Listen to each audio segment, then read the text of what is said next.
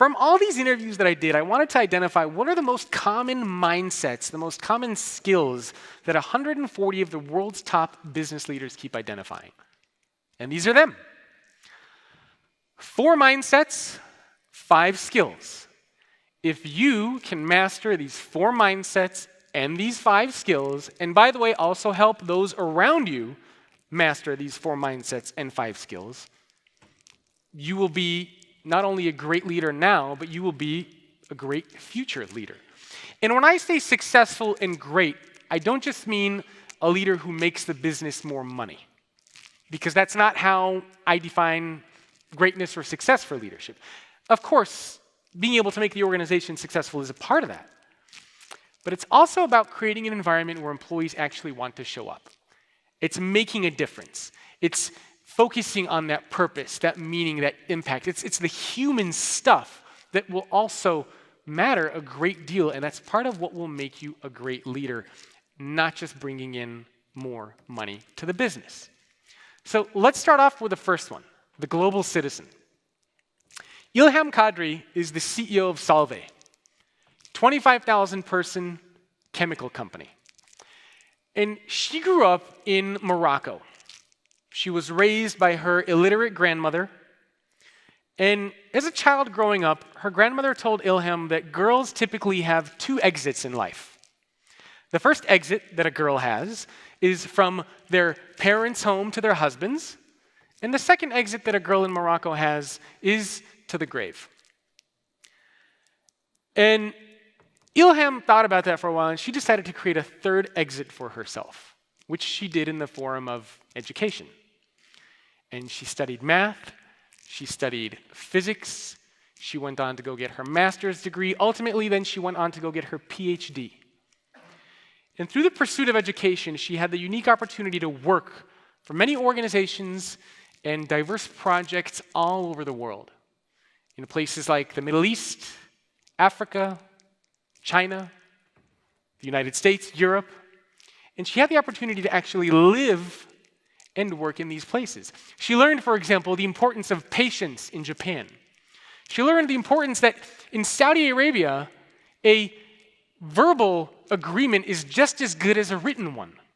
She learned the importance of entrepreneurship in the United States, that anything is possible in China, that focusing on your life and your family is just as important as work in Europe.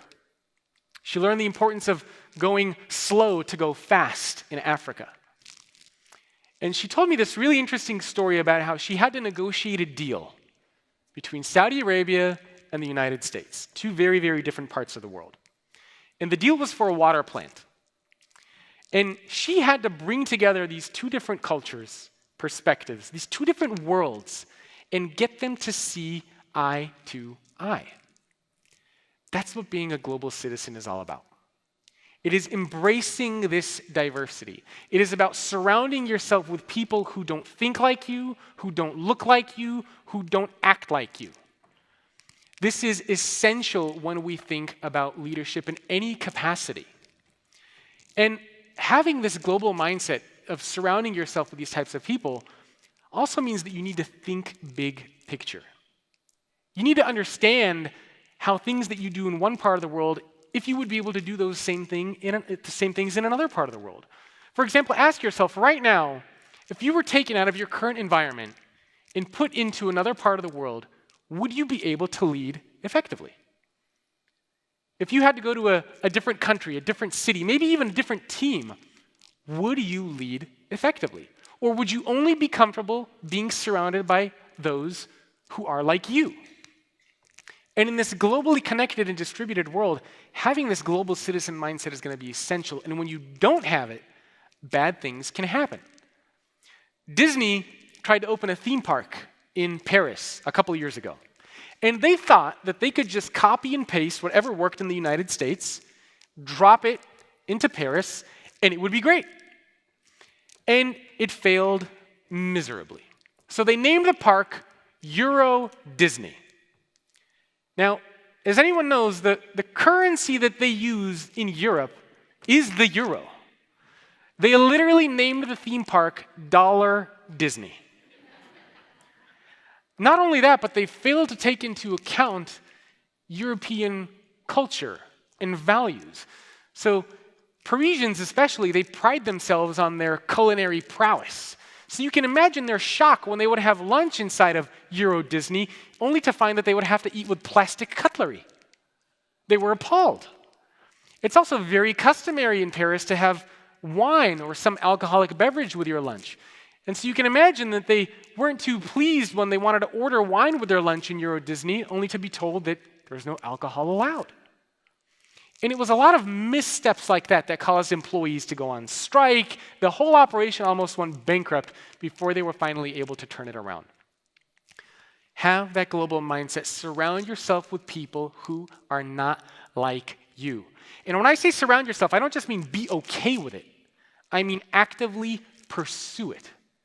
Actively ask to be a part of and to create teams of people who are not like you. Glenn Fogel was one of the CEOs that I interviewed. He's the CEO of Bookings Holdings. They own Kayak, they own Priceline, those types of sites I'm sure a lot of you use. And I love the quote that he gave me. You can't be a leader of a world-size organization without a world-size mindset.